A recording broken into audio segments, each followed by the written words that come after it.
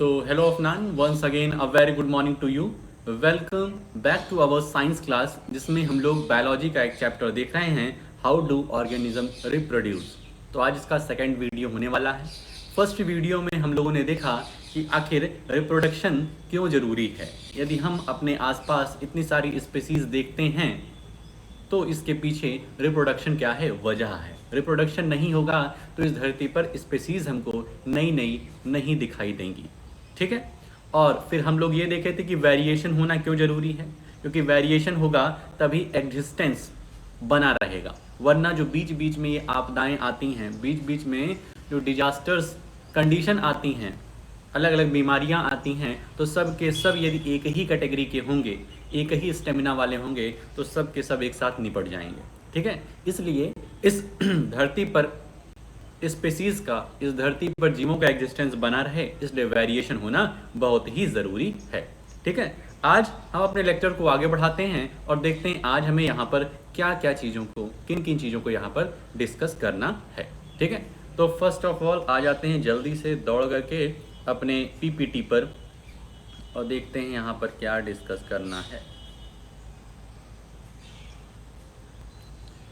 तो आज हमें यहाँ पर हाउ डू ऑर्गेनिज्म रिप्रोड्यूस में यहाँ पर हमको मेन दो टॉपिक देखना है। Modes of reproduction used by single organism में दो सब टॉपिक हैं अपने, एक है वेजिटेटिव प्रोपागेशन और स्पोर फॉर्मेशन, और दूसरा रहेगा सेक्सुअल रिप्रोडक्शन, जिसमें हम लोग देखेंगे why the sexual mode of reproduction, ठीक है भाई। अभी तक जिस तरीके से रिप्रोडक्शन हो रहा था, जिसे हम लोग असेक्सुअल मोड ऑफ रिप्रोडक्शन कह रहे थे, जिसमें सिर्फ एक पेरेंट की आवश्यकता होती थी, तो आखिर उसकी क्या लिमिटेशन थी कि हमें इस सेक्सुअल मोड ऑफ रिप्रोडक्शन पर आना पड़ा। तो ये अपने आज के टॉपिक्स होने वाले हैं। बहुत ही ध्यान से चीज़ों को देखना है, चीज़ों को समझना है, जिससे कम रिवीजन में ही अच्छे नंबर तुम ला सको, ठीक है। आ जाते हैं अपने NCERT पर। Vegetative propagation. There are many plants in which parts like the root, stem and leaves develop into new plants under appropriate condition।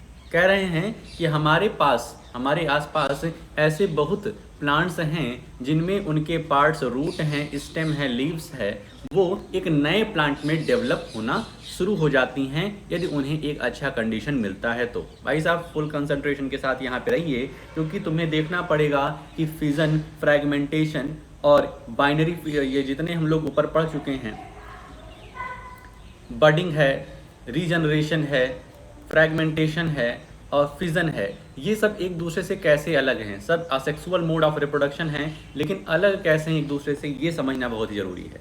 तो वेजिटेटिव प्रोपागेशन में हम तुम्हें बताए कि प्लांट्स के जो अलग अलग पार्ट्स होते हैं, रूट, स्टेम, लीव्स, ये क्या करते हैं, एक नए प्लांट की तरह, प्लांट के रूप में विकसित हो जाते हैं। Unlike in most animals can Indeed use such a mode of reproduction. Unlike in most animals, plants can indeed use such a mode for reproduction. This property of vegetative propagation is used in methods such as layering or grafting to grow many plants like sugarcane, roses or grapes for agricultural purpose। कह रहे हैं जो vegetative propagation है ये animals में नहीं पाया जाता है, ये एनिमल्स में ही पाता है, ये किस में पाया जाता है, प्लांट्स में पाया जाता है। और इसमें क्या हो रहा है कि लेयरिंग और ग्राफ्टिंग करके प्लांट्स को ग्रो कराया जाता है। जैसे एग्जाम्पल के रूप में शुगर केन दिया है, रोजेस दिया है, ग्रेप्स दिया है, एग्रीकल्चरल और मतलब एग्रीकल्चर पर्पस के लिए अलग अलग प्लांट्स को ग्रो करा रहे हैं। अब शुगर केन और ग्रेप्स का तो उतना तुम नहीं जानते होगे, लेकिन रोजेस जो गुलाब का पौधा लगाते हैं, तो उसका देखते हो कि तना, जो उसका तना होता है उसको कट करके लगाते हैं। उसकी एक लकड़ी, उसकी जो तनी निकलते हैं, ब्रांचेस निकलती हैं, उनको कट करके एक छोटा सा पार्ट क्या करते हैं, इस तरीके से सॉइल में डाल देते हैं। तो क्या होता है, धीरे धीरे करके जो अपने गुलाब का एक डंडी टाइप की है, छड़ी टाइप की है, वो एक पूरा का पूरा एक फ्लावर का, एक क्या कहते हैं, प्लांट का रूप ले लेता है। Plants raised by vegetative propagation can bear flower and fruits earlier than those produced from seeds. बहुत ही इंपॉर्टेंट चीज़ दिया गया है कि ऐसे प्लांट यदि हम वेजिटेटिव प्रोपागेशन की मेथड से यदि हम रिप्रोडक्शन करा रहे हैं तो उसमें फ्लावर्स और फ्रूट्स आने की संभावना जल्दी होती है। ठीक है, क्या होती है? जल्दी होती है in comparison of the seeds की कंपैरिजन में जल्दी होती है। Such methods also make possible the propagation of plant such as banana, orange, rose and jasmine that have lost the capacity to produce seeds. कह रहे हैं ये मेथड, वेजिटेटिव प्रोपागेशन का मेथड हम लोग कई सारे और प्लांट में भी लगाते हैं जिनके पास अब कैपेसिटी नहीं है सीड्स को प्रोड्यूस करने की, मतलब जो अपनी रिप्रोडक्टिविटी लूज कर चुके हैं, उनके अंदर अब इतनी क्षमता नहीं कि नए सीड्स प्रोड्यूस कर सकें, तो उसमें भी वेजिटेटिव प्रोपागेशन क्या करते हैं, हम लोग यूज करते हैं। Another advantage of vegetative propagation is that all plants produced are genetically similar enough to the parent plant to have all its characteristics. एक और इसका एडवांटेज है वेजिटेटिव प्रोपागेशन क्या, कि जो भी नए प्लांट निकले हैं वो अपने पेरेंट प्लांट के जेनेटिकली क्या है, सेम हैं भाई, उसी से कट करके लगाया गया है। या फिर जिस तरीके से रोज़ में हम देखें तो रोज़ की एक क्या कहते हैं, जो शाखाएं निकली, ब्रांचेस निकली, उसको कट करके वापस से सॉइल में क्या कर दिया गया, डिप कर दिया गया है। ठीक है, तो इससे क्या हो रहा है, इससे हो रहा है कि जो नया प्लांट हमारे रोज़ का निकल रहा है वो अपने पेरेंट प्लांट से क्या है, एकदम जेनेटिकली सेम है। ठीक है, समझ गए इतनी बात, आगे चला जाए। एक्टिविटी 7.5 में ये तुम जरूर देखी होगी अपने घरों में, यदि बहुत दिन तक आलू वगैरह पोटैटो रखी है तुम्हारे घर में। Take a potato and observe its surface, can notches be seen. यदि तुम्हारे घर में पोटैटो बहुत दिन रखा रह गया, यदि मान लीजिए कभी ऐसा होता है कि पोटैटो रखा हुआ है और तुम लोग दादी नानी घर चले गए हो, तो जब आते हो देखते हो इसके ऊपर ऐसे ऐसे कुछ नोचेस निकल आती हैं। ठीक है, ऐसा लगता है इसको फुड़िया हो गई। ठीक है, तुम लोग बाहर चले गए तो ये बुरा मान करके क्या कर लिया, फोड़ा अपने अंदर कर लिया है, ऐसा कुछ दिखता है जो आलू रहती है उसके अंदर। कट द पोटैटो, तो नॉचेस दिखाई देगा। Cut the potato into small pieces such that some pieces contain a notch or bud and some do not. अब कह रहे हैं ये जो तुम्हारा ये पोटैटो है, इसको इस तरीके से कट करिए कि तो किसी में नॉचेस रहें, किसी में जो ऊपर उठा हुआ सरफेस है ये रहे और किसी में ना रहे। तो जैसे इस पोटैटो को हमने 2 में कट कर लिया, ऊपर वाले में नॉचेस अवेलेबल हैं और नीचे वाले में अवेलेबल नहीं है। Spread some cotton on a tray and wet it. Place the potato pieces on this cotton. Note where the pieces with the birds are placed. ठीक है, अब क्या करना है, एक ट्रे लेनी है और ट्रे में बहुत सारी कॉटन्स को डाल देना है, और इसको वेट कर देना है। ठीक है, इसको मॉइस्चराइज कर देना है, इसमें मॉइस्चर रहे, पानी रहे। अब इन दोनों पोटैटो को हाफ पोटैटो को यहाँ पर रख देना है। Observe changes taking place in this potato piece over the next few days. Make sure that the cotton is kept moistened. ठीक है, अब हमें इसमें चेंज देखना है, अपने इस आलू में क्या करना है, चेंज देखना है। तो तुम क्या देखोगे, क्या लिखा है question, which are the potato pieces that give rise to fresh green shoots and root. तुम देखोगे जो नॉचेस वाली हमारी पोटैटो थी, इससे क्या निकलने लगा, प्लांट जैसा कुछ स्ट्रक्चर हमको देखने को मिल गया, बल्कि जिसमें नॉचेस अवेलेबल नहीं थी वहाँ से तुमको दिखाई नहीं देगा। ठीक है, मतलब यहाँ पर क्या हो रहा है, वेजिटेटिव प्रोपागेशन हो रहा है, इससे नॉचेस से एक नए प्लांट निकल रहे हैं। Similarly, buds produced in the notches along the leaf margin of bryophyllum fall on the soil and develop into new plants. इसी तरीके से ब्रायोफिलम की लीफ होती है जिसके लीफ से एक नया प्लांट का क्या होता है, रिप्रोडक्शन होता है। इस तरीके से एक्टिविटी 7.6 है, तो इसको भी पढ़ लेना, वेजिटेटिव प्रोपागेशन का एग्जाम्पल है। मोर टू नो, इसे भी अपने आप से पढ़ लेना। अब आते हैं अपने रिप्रोडक्शन, असेक्सुअल रिप्रोडक्शन के लास्ट टॉपिक, स्पोर फॉर्मेशन पे। स्पोर फॉर्मेशन क्या है? Even in many simple multicellular organism specific reproductive parts can be identified. ठीक है, कह रहे हैं कि सिंपल से कोई हमारा ऑर्गेनिज्म है जो कि मल्टी सेल से बना हुआ है, उसके भी हम रिप्रोडक्टिव पार्ट आसानी से पहचान सकते हैं। The thread like structure that develop on the bread in activity 7.2 above are the hyphae of the bread mold rhizopus, they are not reproductive part।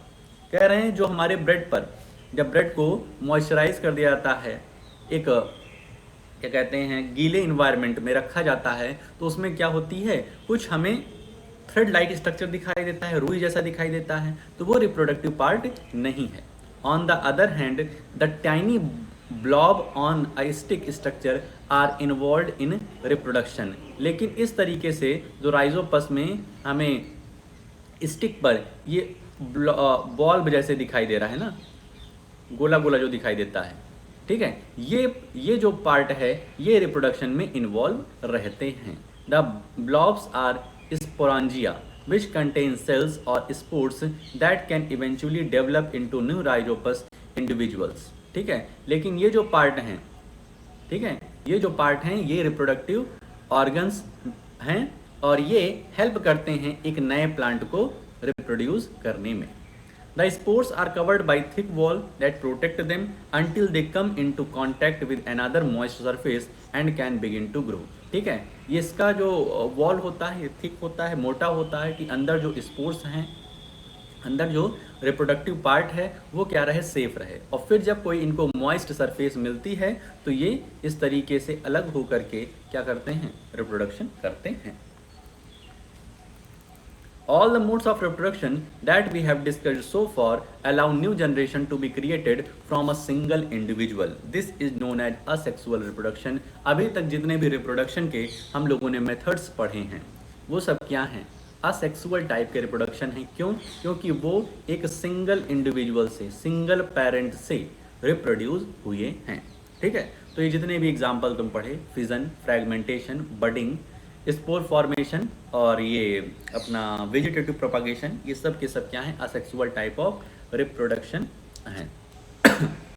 ठीक है, अब इसके इंटेक्स्ट क्वेश्चन आ जाते हैं, पुराने इंटेक्स्ट और नए इंटेक्स्ट सॉल्व कर लेना भाई। अब आते हैं अपने आज के नेक्स्ट मेन टॉपिक पर, वो क्या है, सेक्सुअल रिप्रोडक्शन। अब तुम ये समझ गए होगे कि असेक्सुअल रहेगा तो सिंगल पेरेंट के द्वारा रिप्रोडक्शन प्रोसेस होगा, और सेक्सुअल होगा तो यहाँ पर अपने 2 पेरेंट लगेंगे। We are also familiar with modes of reproduction that depend on the involvement of 2 individuals before a new generation can be created. Bulls alone cannot produce new calves, nor can hens alone produce new chicks।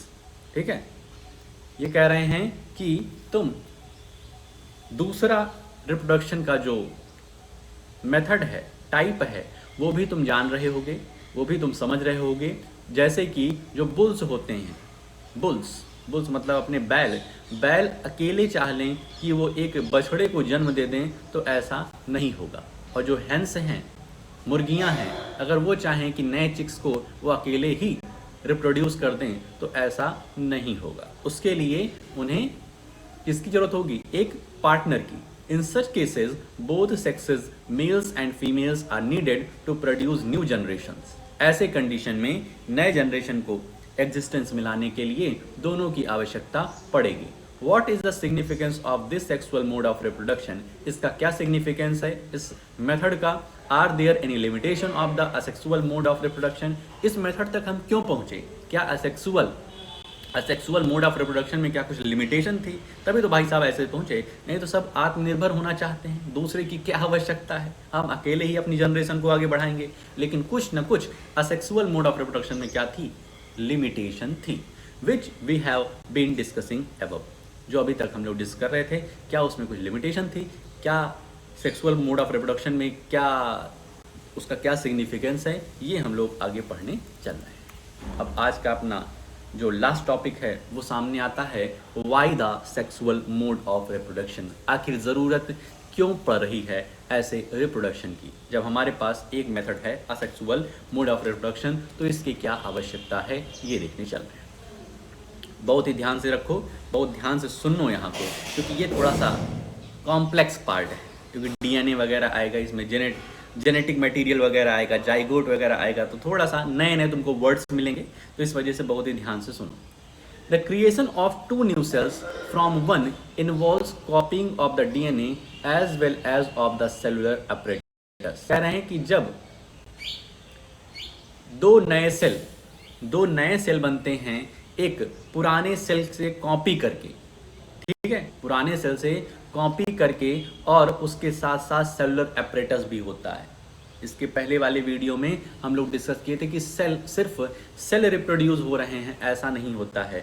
Cell के साथ उसका cell apparatus भी होता है, उसका एक सुरक्षा कवच भी होता है, वरना सेल जो नए इन्वायरमेंट में आएगा वो खत्म हो जाएगा, डाई हो जाएगा, ठीक है, क्योंकि नए इन्वायरमेंट में अभी उसको रहना नहीं आया है, तो उसके लिए जरूरी होता है उसका सुरक्षा कवच, सेल apparatus, ठीक है। तो the creation of 2 new cells from one involves copying of the DNA as well as of the cellular apparatus। जो 2 नए सेल होते हैं वो डीएनए से कॉपी होकर के आते हैं, और साथ में उनके सेलुलर apparatus भी होता है। The DNA copying mechanism, as we have noted, cannot be absolutely accurate, and the resultant errors are a source of variation in population of organisms। ठीक है, कह रहे हैं कि जो डीएनए की कॉपी का मैकेनिज्म है, डीएनए की कॉपी का मैकेनिज्म है, जो अभी तक हम लोगों ने देखा है कि वो बहुत ही ज़्यादा एक्यूरेट नहीं होता है, ठीक है, कुछ ना कुछ उसमें वेरिएशंस आते रहते हैं, और वेरिएशंस हैं तभी हम इतनी सारी पॉपुलेशन अलग अलग बिहेवियर की, अलग अलग दिखने वाली देख रहे हैं। भाई हर एक चेहरा अलग है, हर एक चेहरा देखोगे तो अलग है। Every individual organism can not be protected by variations, but in a population variations are useful for insuring the survival of the species. कह रहे हैं वेरिएशंस होना जरूरी है यदि स्पेसीज की एग्जिस्टेंस को बनाए रखना है तब। अगर वेरिएशन नहीं होगा तो भाई साहब स्पेसीज तुम्हें बताए कि एक साथ कोई ट्रेजेडी आएगी, कोई डिजास्टरस सिचुएशन आएगी, तो पूरी की पूरी स्पेसीज निपट जाएगी, इसलिए वेरिएशन होना जरूरी है। It would therefore make sense if organism came up with reproductive modes that allowed more and more variation to be generated। तो ऐसा ऐसा अच्छा रहेगा कि ज़्यादा से ज़्यादा वेरिएशन वाले हमारे पास जनरेशन आए, क्योंकि जितना ज़्यादा वैरायटी होगी उतना ही ज़्यादा स्पीसीज का एग्जिस्टेंस कायम रहेगा। While DNA copying mechanisms are not absolutely accurate, they are precise enough to make the generation of variation a fairly slow process। कह रहे हैं कि डीएनए की जो मैकेनिज्म का प्रोसेस है ये मतलब मोस्ट एक्यूरेट नहीं होता है, एब्सोल्यूट एक्यूरेट नहीं होता है, इस वजह से जो इनका प्रोसेस है वो बहुत ही स्लो है। देखो स्लो प्रोसेस, धीमी गाड़ी चलती तो मज़ा कम आता है, तो उसी तरीके जो स्लो प्रोसेस है इसमें भी मज़ा कम आएगा। If the DNA copying mechanism were to be less accurate, many of the resultant DNA copying would not be able to work with the cellular apparatus and would die। So how can the process of making variants be speeded up? कह रहे हैं जो DNA की कॉपिंग होगी, जो cellular apparatus के साथ नए नए बनेंगे, यदि इनका प्रोसेस स्लो होगा, इनकी कॉपी करने का प्रोसेस स्लो होगा, तो ज़्यादा कंडीशन है कि सेल्स क्या हो जाएं, मर जाएं। तो इस वजह से इनकी स्पीड को कैसे बढ़ाया जाए, ठीक है, किसकी speed, कॉपिंग of the DNA, DNA की जो कॉपी हो रही है, 2 नए सेल बन रहे हैं एक अपने प्रीवियस सेल से, वो इनका जो प्रोसेस है इसको स्पीडेड अप कैसे किया जाए। Each new variation is made in a DNA copy that already has variations accumulated from previous generation। Thus, 2 different individuals in a population would have quite different patterns of accumulated variations। Since all of these variations are in living individuals, it is assured that do not have any really bad effects। Combining variations from 2 or more individuals would thus create new combination of variants। Each combination would be novel since it would involve 2 different individuals। तो किस तरीके से speeded up किया जाए, किस तरीके से जो कॉपिंग ऑफ द डीएनए है इसको स्पीडेड अप किया जाए, तो यहाँ पर क्या कहा गया है, यहाँ पर वो तरीका दिया गया है कि जो 2 पेरेंट सेल हम यूज कर रहे हैं वो काफ़ी एक दूसरे से अलग अलग रहें, उनके वेरिएशन अलग अलग रहें। ठीक है, तो क्या होगा, वो सेल डीएनए की कॉपी जो है वो उसका प्रोसेस क्या होगा, वो तेज होगा। ठीक है, और उससे जो भी रिप्रोड्यूस होकर के नए सेल बनेंगे उसमें भी काफ़ी वेरिएशंस देखने को मिलेगा, और वो जो वेरिएंट्स नया आएगा वो अपने आप में नॉवेल होगा, अपने आप में अलग होगा। क्यों अलग होगा, क्योंकि वो दो अलग अलग इंडिविजुअल से रिप्रोड्यूस होकर के आया है। The sexual mode of reproduction incorporates such a process of combining DNA from two different individuals during reproduction। ठीक है, वही बात कह रहे हैं कि दो अलग अलग डिफरेंट इंडिविजुअल से हो करके रिप्रोड्यूस हो रहा है हमारा जो नया वेरिएंट है। But this creates a major difficulty if each new generation is to be the combination of the DNA copies from two pre-existing individuals, then each new generation will end up having twice the amount of DNA that the previous generation had। कह रहे हैं इसमें थोड़ा सा एक ये difficulty आएगी कि जो नए जनरेशन का जो वेरिएंट है वो यदि डीएनए की कॉपी कर रहे हैं ना अपने प्री एग्जिस्टिंग सेल्स से, तो उसके पास twice the amount of DNA हो जाएगा। मतलब पेरेंट सेल के पास मान लीजिए 1 डीएनए है तो इसके पास ट्वाइस हो जाएगा। भाई दो नए सेल आ रहे हैं तो ये थोड़ा सा डिफिकल्टी तय करेगा। मतलब जैसे जैसे जनरेशन बढ़ती जाएगी उनके पास double double double double cell होते जाएंगे। ठीक है, तो ये इससे कैसे छुटकारा पाया जाए। This is likely to miss up the control of the cellular apparatus by the DNA. How many ways can we think of for solving this difficulty. तो ये डिफिकल्टी जो आ रही है, जो डीएनए कॉपी टू बनती जा रही है, सब में अलग अलग जनरेशन में ट्वाइस होती जा रही है, तो ऐसा तो काफ़ी मेसअप हो जाएगा। तो इस डिफ़िकल्टी को दूर करने के लिए क्या काम होता है या क्या काम हो रहा है ऑलरेडी नेचर में। We have seen earlier that as organisms become more complex the specialisation of tissue increases.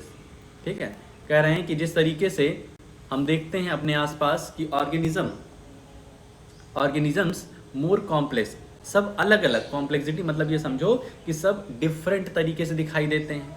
ठीक है, सब डिफरेंट तरीके से दिखाई देते हैं। सब की जो टिश्यू की जो कैरेक्टरिस्टिक्स है वो क्या है, अलग अलग है। मतलब टिश्यू के जो वेरिएशंस है वो इंक्रीज हो रहा है। सबकी टिश्यू जो है, सबकी जो बॉडी का शेप है वो क्या है, अलग अलग है। One solution that many multicellular organisms have found for the problem mentioned above is to have special lineages of cells in specialized organs in which only half the number of chromosomes and half the amount of DNA as compared to the non-reproductive body cells। कह रहे हैं कि जो problem है DNA copy वाली, तो multicellular organisms जो होते हैं, जिनके ऐसे ऑर्गेनिजम्स जिनके पास कई सारे सेल्स होते हैं, तो उनके पास क्या होता है, लाइनेजेस ऑफ सेल्स। ठीक है, सेल्स की क्या रहती है, कुछ लाइंस टाइप की रहती है, और वो किस में रहेगी, कुछ स्पेशलाइज्ड ऑर्गन्स में। जो रिप्रोडक्टिव ऑर्गन्स हैं उसमें कुछ लाइनेजेस ऑफ सेल्स पाए जाते हैं in comparison to the non productive organs में नहीं। ठीक है, तो और उसमें क्या होता है, only half the number of chromosomes and half the amount of DNA. उसमें क्या होता है, जो अपना पेरेंट सेल होता है, बहुत ध्यान सुनो, जो पेरेंट सेल होता है उसका आधा क्रोमोसोम्स और आधा डीएनए पाया जाता है। ठीक है, जो अपने रिप्रोडक्टिव ऑर्गन्स हैं। This is achieved by a process of cell division called meiosis. ये जो हमने अचीव किया है, half the number of chromosomes and half the number of DNA from the parent cell to the new cell, इस process को cell division कहते हैं, और इस प्रोसेस को सेल डिवीजन कहते हैं, और इसका नाम है मियोसिस। ठीक है, तो मियोसिस अगर पूछा जाए मियोसिस क्या प्रोसेस है, तो meiosis is a process in which the new sale tax half the number of chromosomes and half the number of DNA from the pre-existing cell.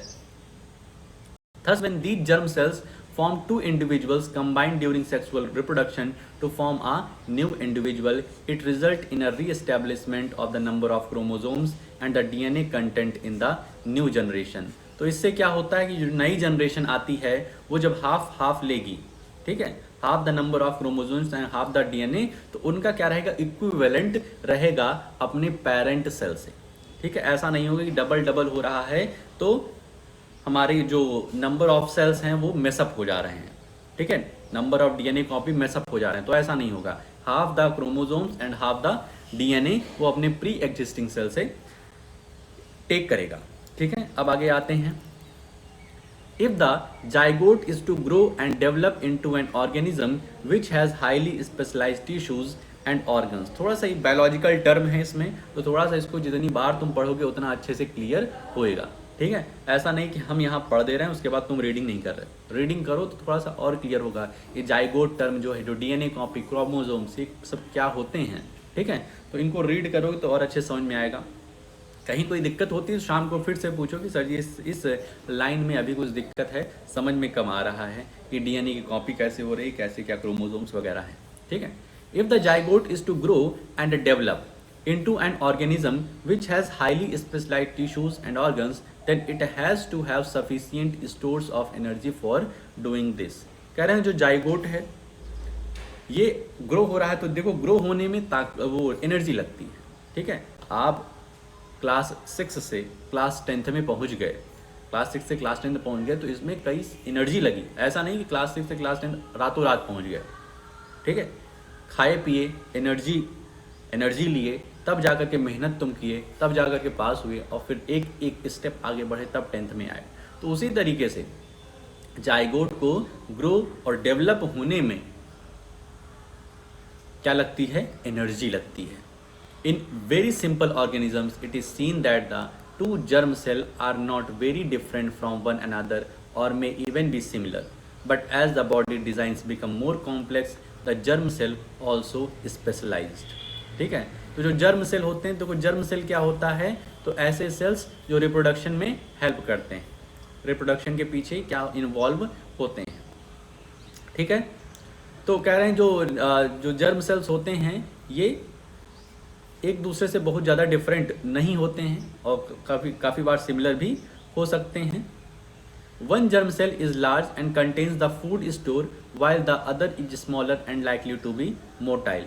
यहाँ से इम्पॉर्टेंट चीज़ है कि दो प्रकार के जर्म सेल हमको मिलेंगे, ठीक है, एक तुम्हारा मेल का हो जाएगा और एक फीमेल का हो जाएगा, जर्म सेल, ठीक है। जर्म सेल क्या होता है, ऐसे सेल जो रिप्रोडक्शन के पीछे उनका बहुत बड़ा हाथ होता है, ठीक। तो यहाँ पे कह रहे हैं कि दो जर्म सेल होते हैं, एक जो फूड स्टोर्स, उनके पास क्या होता है, फूड स्टोर होता है और जो कि बड़ा होता है, ठीक है, और दूसरा जो होता है वो स्मॉलर होता है और मोटाइल होता है। मोटाइल मतलब मूवमेंट करने वाला, मोटाइल मतलब मूवमेंट करने वाला। Conventionally the motile germ cell is called the male gamete and the germ cell containing the stored food is called the female gamete, ठीक है। मेल गैमेट क्या हो जाएगा, तो मेल गैमेट हमारे स्मॉल होते हैं, छोटे छोटे होते हैं, और फीमेल गैमेट हमारे बड़े होते हैं। मेल गैमेट्स जो है, मेल जर्म सेल जो हैं वो मोटाइल होते हैं, इधर से उधर मूवमेंट कर लेते हैं, लेकिन जो हमारे फीमेल जर्म सेल है ये फूड स्टोर्स, इनके पास क्या होता है, फूड स्टोर्स होता है। We shall see in the next few sections. देखो भाई साहब, खाना नहीं होता है, ऐसे तुम वहाँ पहुँच जाओ खाने के लिए, ठीक है, ऐसा नहीं है। We shall see in the next few sections how the need to create these two different types of gametes, ठीक है, and give rise to differences in the male and female reproductive organs and in some cases differences in the bodies of the male and female organism, ठीक है। तो ये जो male gamete और female gametes हैं ये कैसे एक दूसरे से डिफरेंट हैं और कैसे ये अलग अलग रिप्रोडक्टिव ऑर्गन्स में पाए जाते हैं, कैसे वो और कैसे दो मेल और फीमेल में क्या क्या डिफरेंसेस होता है, ये सब चीज़ें हम लोग नेक्स्ट सेक्शन में, नेक्स्ट वीडियो में देखेंगे, ठीक है। तो इस तरीके से यहाँ पर तुम्हारा जो आज का डिसाइडेड टॉपिक था वो यहाँ पर कवर हो जाता है। भाई साहब बहुत ही ध्यान सुनो, आज जो चीज़ें पढ़ाई गई हैं कि जब तक रीडिंग नहीं करोगे, जब तक खुद से थोड़ा सा अंडरस्टैंडिंग नहीं बनाओगे, नहीं समझ में आने वाली हैं, क्योंकि ये नई नई चीज़ें हैं। कल से जो टॉपिक शुरू होगा वो तुम अपने आसपास देख पाओगे, अपनी बॉडी में महसूस कर पाओगे, तो वो चीज़ क्लियर हो जाएगी। लेकिन ये जो डीएनए है, क्रोमोसोम है, कॉपिंग ऑफ द सेल्स है, ये सब थोड़ा सा, जैसे स्पोर फॉर्मेशन पढ़ाया, तो ये सब चीज़ें थोड़ा सा अपने आसपास देखने के लिए कम मिलती हैं, तुम जिसको ऑब्जर्व कम कर पाते हो। तो इसको एक बार अच्छे से पढ़ लो, जो भी मेन इसमें टर्म आ रहे हैं, मेन डेफिनेशंस आ रही हैं, ठीक है, उसको अपनी कॉपी में नोट कर लो, ठीक है। इसके अलावा साइंस का चल ही रहा है, साइंस इसका शायद 1-2 वीडियो और बनेगा, तो ये कंप्लीट हो जाएगा। आज से सोशल साइंस में अब तुम एक सिविक्स का चैप्टर उठाओ, पॉलिटिकल साइंस का एक चैप्टर उठाओ और उसे पढ़ो, ठीक है। जैसे जैसे एक टॉपिक डिसाइड कर लो मंडे टू सैटरडे तक का, ठीक। तो ये हो जाएगा, प्लस साथ में अब ट्रिग्नोमेट्री हो गया है, जितना भी हुआ है। अब जो नहीं हुआ है वो संडे को जब हम आएंगे तब देखेंगे कि क्या करना है उसका। आज ट्रिग्नोमेट्री की जो एप्लीकेशन है, सम एप्लीकेशन ऑफ ट्रिग्नोमेट्री, ठीक है, उसमें टोटल जितने भी क्वेश्चन हैं उसका आधा, उस एक्सरसाइज का आधा क्वेश्चन, एक ही एक्सरसाइज है तो उसका आधा पार्ट आज की क्लास में हमको चाहिए, कंप्लीट विद सॉल्यूशन लिख करके हमें भेजो, ठीक है। तो आज के लिए अपने इस वीडियो में हम लोग इतना ही रखते हैं, मिलते हैं नेक्स्ट वीडियो में, ओके।